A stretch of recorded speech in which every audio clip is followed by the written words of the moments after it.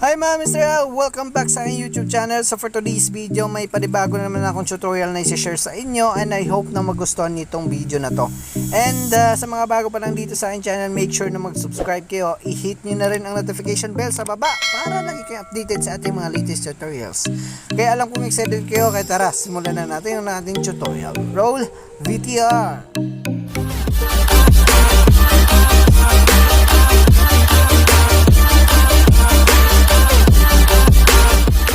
So yun mga Mr. L, ang first lang natin, pupunta lang tayo sa ating Play Store at dito sa search lang natin yung designer tools. Okay, designer tools.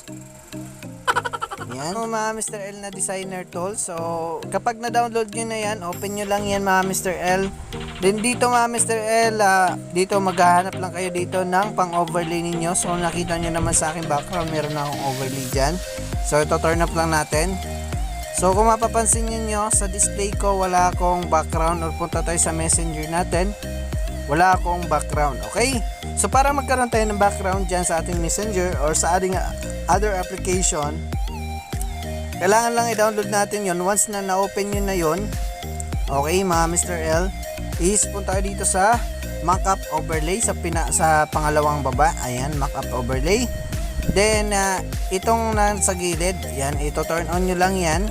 Then pipili kayo dito ng mga pictures na gusto ninyong gawing profile background. Okay, so ipapang background. So yung bina-background ko ngayon is yung sa Mobile Legends. Ayan. So pwede niyo siya guys para makita yung pang-overlay natin. Ayan, kung makikita niyo, papapansin niyo. Tapos kung pupunta tayo guys sa ating messenger, as you can see, meron na tayong background. Ayan. Ganyan mga Mr. L siya. Ayan. Ganyan siya.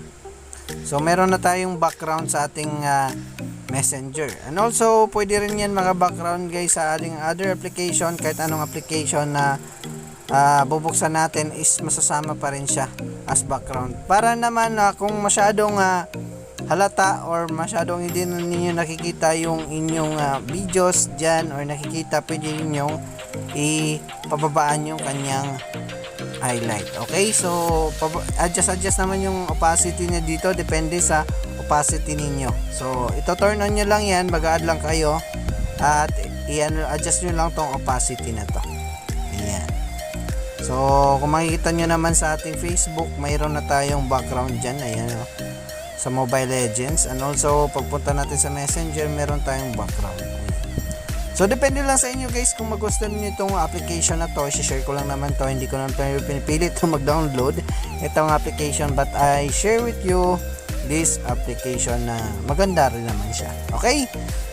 So I hope guys na nagustuhan itong video na to, and sa mga bago pa lang dito, make sure na mag-subscribe kayo, i-hit nyo na rin ang notification bell sa baba para lagi kayong updated sa ating mga latest tutorials. Ako muli kayo si Mr. L, and thank you for watching. Bye!